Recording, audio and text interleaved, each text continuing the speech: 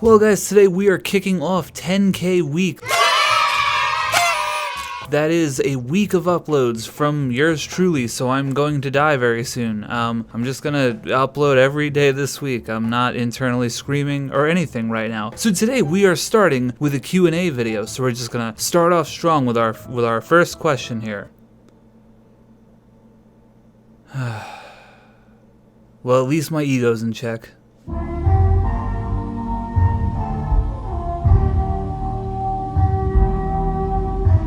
Alright, jokes aside, we got a lot of questions, so I'm just going to jump into it, and I'm going to put a bunch of photos on screen that I've been taking that aren't necessarily getting videos, and I gotta tell you, I'm not even going to drink this time.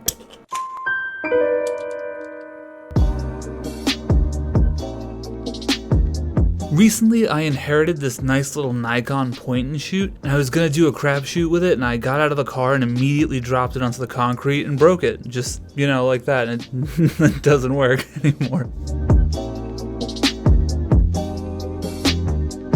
How long a crapshoot takes me can vary drastically. For example, the crapshoot where I did the SX70, that was like a one-day fiasco. But other ones, you know, you gotta develop the film or send it out to get developed, and then you gotta scan and all that fun stuff, and sometimes I just shoot them and then don't make them. I have like 3 crapshoots that I need to edit that I just haven't, so we'll have some very timely autumn leaves in February. That'll be great. It all really comes down to the timing, what other videos I have in mind that I want to make. The crapshoots are just a series I really enjoy doing, so I kind of try and break things up. Like if I'm doing a review, I want to make sure a crapshoot's coming soon after.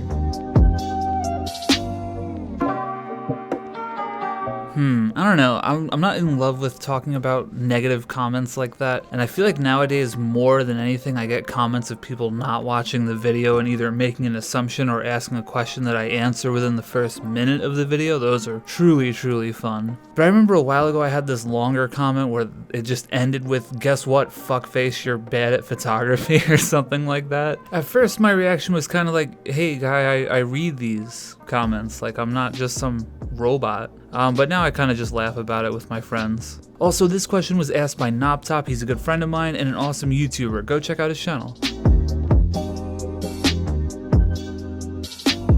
And similar note, on the A6400 review, someone, you know, called me a Sony hater. Well, they tried to, and they called me a Sony hatter. And I just got a kick out of that one. I thought it'd be a funny meme to like put on a Sony hat when I was reading that comment for this video, but then I realized, like, am I really gonna go buy a hat for a joke that's not even funny? Also, I spent like half that video talking about how good the camera was for photography, but I guess that doesn't matter. And this question was asked by Jacob, who's another good friend of mine and another awesome YouTuber, so go check him out.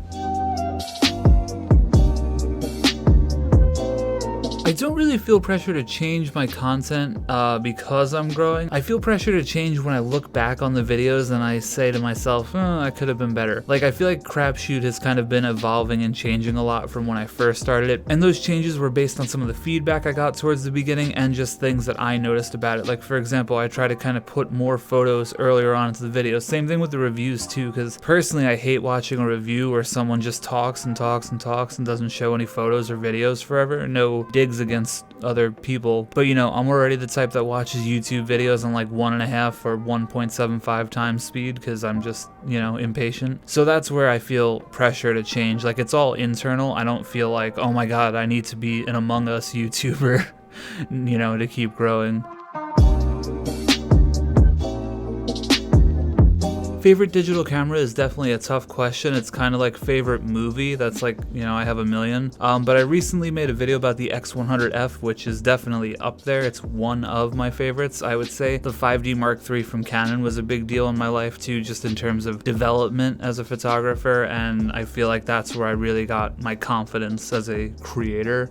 So that camera is really important to me, along with the Sony a7S, same deal. I feel like I developed a lot while I was using that camera. So those are probably my 3 favorites. And it just so happens that at the time of uploading this, I've made videos about all 3, so I'll put those in the description below. Favorite movie? Okay, awesome. So that's a really tough one for me, but I'll give you a couple that I really love. Interstellar, Christopher Nolan. It's just such a beautiful movie. It makes me cry every time I watch it. The visuals are stunning. The soundtrack is so memorable and perfect, and I know the ending is divisive among some, but I think the ending hits so hard. It's such an awesome movie. Shaun of the Dead, Edgar Wright is one of my favorite directors ever. There's such a beautiful visual style in that movie. The visual comedy is great. There's actually an awesome essay by the YouTube channel Every Frame a Painting. I cry every night knowing that that channel doesn't upload anymore, but it really hits the nail on the head on why that movie is so special and why Edgar Wright's such a great director. And I think The Lighthouse is another one. That movie just blew my face off when I saw it in theaters. I thought it was just so visually stunning and the performances were so damn amazing. So that's just three that comes to the top of my head very naturally off the cuff. I feel like something I look for in my photography is like a slightly lonely feeling, and maybe that's because of my interest in astrophotography and noir films and stuff like that, but I find, even if it's inadvertent, that a lot of my compositions when I'm shooting around on the street or whatever tend to isolate locations or people, so I think there's some sort of subconscious desire to find lonely images.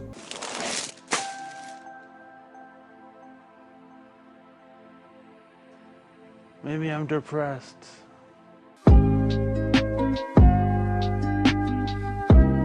Probably my grandpa, because he had this old Polaroid camera back in the 90s that, ironically, the old camera guy recently did a video about. I have this, like, the same exact one on my shelf. I always saw him using it, thought it was super cool, and I'll probably make a video about it in the next 10 to 20 years, so stick around. I got inspired to start doing YouTube because my friends and I were just doing it together for a long time. We have a channel called Nailed It Network where we make some films, and we're actually thinking about doing a Sweet Talk podcast talking all about that. So if you're interested in that, let me know in the comments below. I'll give you the whole history of how we got here. But long story short, we were already making videos, and this channel was just something I wanted to do on the side of the films we were making when things were a little bit slower. But it really took on a life of its own, so now it's the main baby.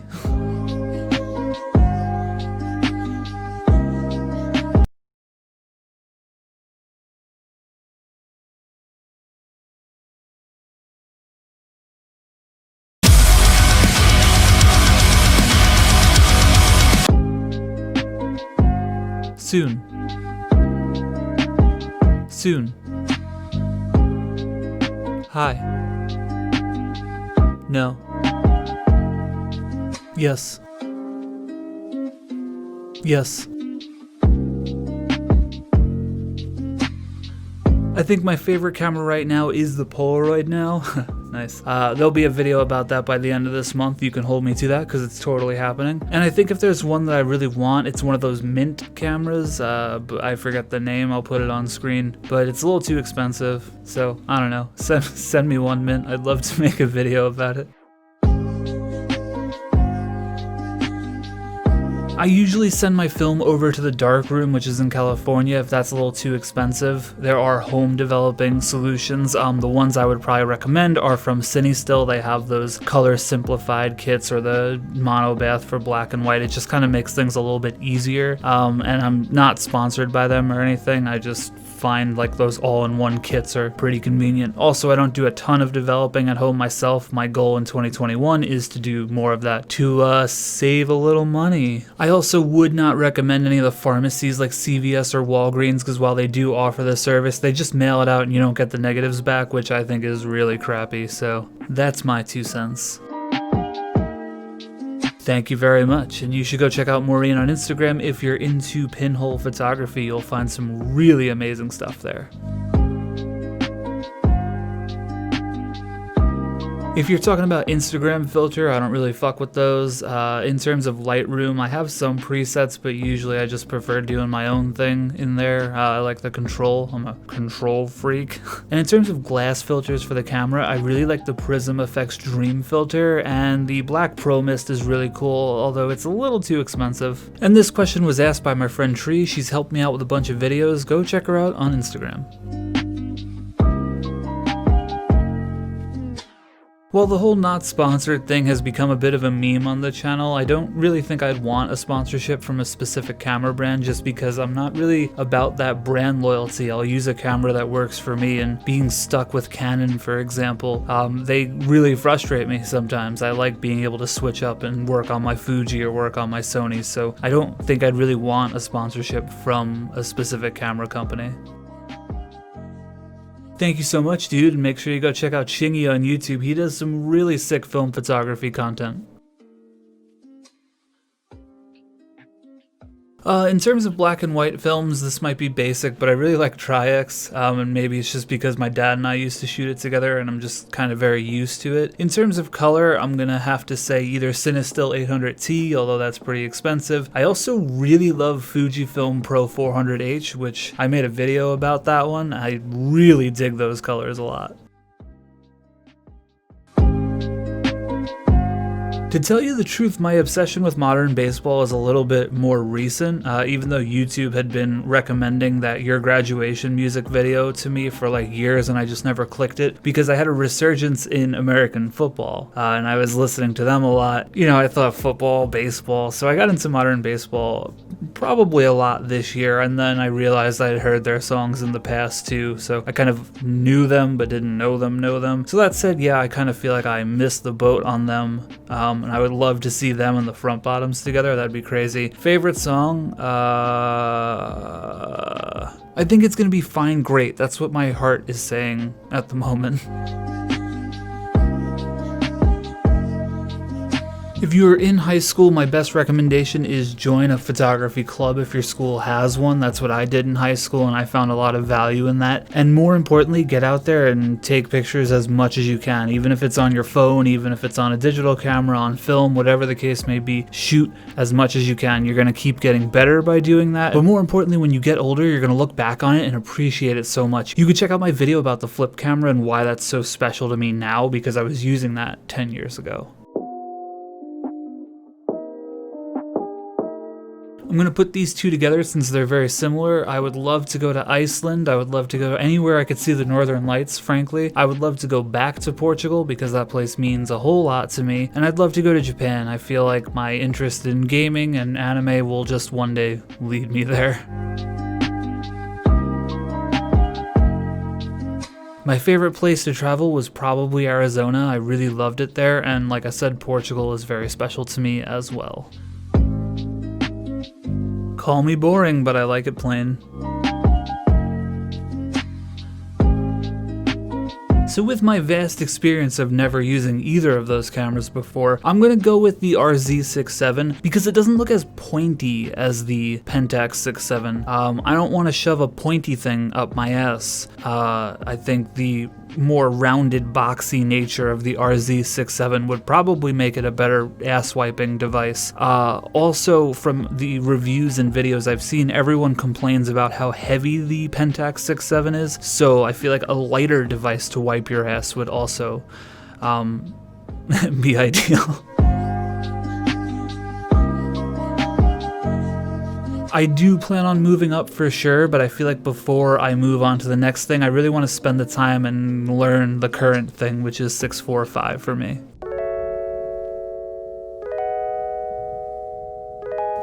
That's like a really tough question that I've never given any kind of thought to. So just gut instinct, maybe the first time someone took a dick pic, because I imagine that was probably really long ago. And I just have this image of some like wet plate development and like giving like, oh, here's my girlfriend, check out this wet plate dick pic.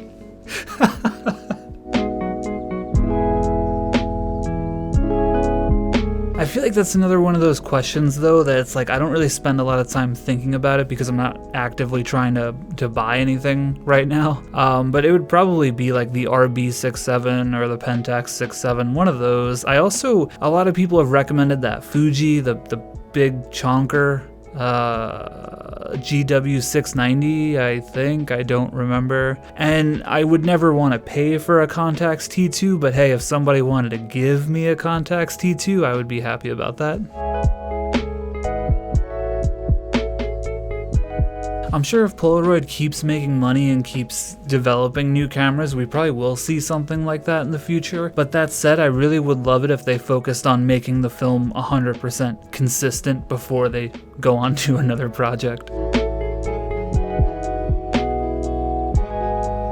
Frankly, I'd be okay with the price if it was guaranteed that 100% of the time it would work right, like the Fujifilm Instax. But yeah, I mean, I wouldn't hate seeing 10 exposures. That said, they also said that, like with the Spectra cameras, it would get jammed if they did 10, so I don't even know if it's going to be possible for them to figure that stuff out. I mentioned earlier in the video that Edgar Wright is probably my favorite director, and one of the things that he has a knack for doing is taking very mundane things and making them interesting and exciting, and that's something that I kind of think about when I'm shooting, specifically with film too. I like looking at things that are very mundane and finding the beauty in them, and that's kind of my idea. I don't really go out of my way to say like, oh, I'm gonna travel to this spot. It's more like, I'm going to the grocery store. Can I take a few pictures along the way? Not to put you on the spot or anything, but I'd love to do a double vision with you. Madison does awesome YouTube videos. Make sure you go check her channel out as well. This is like pie in the sky, but I'd love to collaborate with Randy Blythe from Lamb of God, or as he goes by in the photography world, D. Randall Blythe. He's just my favorite metal vocalist probably ever. Him and, you know, Carl from Misery Signals are my two. And I would love to just work with him and pick his brain both on photography and what it's like being possibly one of the most iconic metal vocalists ever. So that'd be kind of cool. I feel like a lot of my subscribers didn't see this video, but I actually made one over on Matthew Stern's channel, which I will link below, about this Pikachu camera, which I love. But in that video, I actually quickly mentioned that playing Pokemon Snap on the Nintendo 64 is kind of what got me interested in photography in the first place. So thanks, Nintendo. I think in recent memory, it's got to be the Fragment 8. I made a whole video about that one. Make sure you check it out, because man, that camera was just turd. It was just big, poopy. This is tough, because I feel like I'm going to offend one group of my friends with either answer here. But I'm gonna go with the ginseng fiasco just because I had a lot of fun, you know, screaming like a maniac, and I got to write most of the music and just be like, hey, here's the tab, let's just do this shit live. And we were in a band long enough to really like learn to hate each other. Like, we were only a band for like 6 months, so it was short-lived. It was a lot of fun, a lot of really funny memories. That said, A Cruel Twist was like 2.5, 3 years of my life that I really adored those times as well, but there was really a lot of ups and downs in that whole thing. Favorite venue is probably the Bronx Underground, FLC. I also really loved playing the Chance in Poughkeepsie. That place was awesome. And the Charleston in Brooklyn, because they really knew how to treat a band. Like, they gave us free food and beer and shit. It was really cool. Most venues did not care. And in fact, a lot of them you had to like pay to play.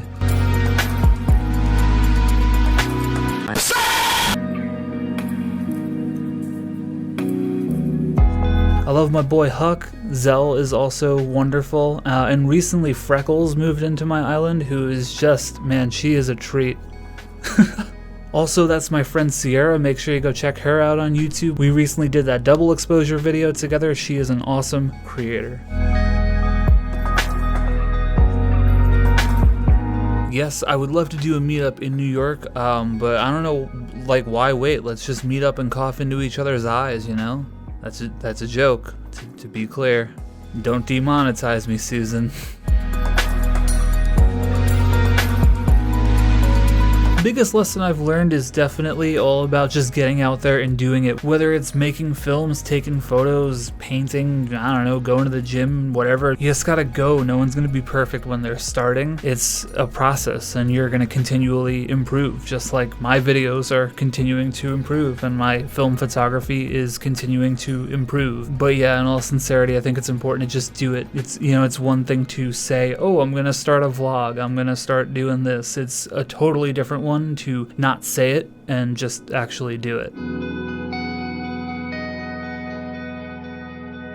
I I feel like depending on the film you're using, it's going to be different, but overall some common themes is like that kind of nostalgic feeling. The grain is definitely emblematic of it, and I think the subjects too. I think people kind of tend to address film very differently than digital. Wow, go figure. But there's that kind of spontaneity to it, at least when my friends and I do it, that I quite like. I usually don't wear a neck strap, like my K1000 that has a strap, but most of my cameras do not have a strap. Also, Fuji X100F wrist strap gang, rise up, oh! Can I tell you the truth? Both. I'm assuming you mean outside of the US, and even if you are in the US, I would still recommend eBay. That's a good place. You just gotta do your homework and your research on the sellers you're buying from. Facebook Marketplace seems to be another good spot, although I'm not on Facebook, so I can't vouch for that. Also, Analog Wonderland, I believe, is a UK-based seller. I'm not sure if they're just film or if they sell cameras too. KEH.com also, a lot of people really swear by them. I bought my Mamiya waist level viewfinder from them and it was in wonderful condition, and I'm not sponsored by any of those websites, just for the record. Alright guys, that's gonna do it for this video. There were also some really kind messages just saying, you know, nice things. Those are for me. But thank you all for the questions, thank you all for the messages, thank you for all the support, guys. You know what to do. Smash that subscribe, check me on the socials, and just so you have a heads up, I'm gonna be doing 6 features this week, so make sure you join the Discord to be a part of those. And I'm gonna keep saying this all week, but thank you so much for 10,000. That is such a crazy number to me. I really appreciate it from the bottom of my heart. And I'll see you tomorrow. Bye-bye. Like and subscribe to Sweet Lou Photography. You're the man.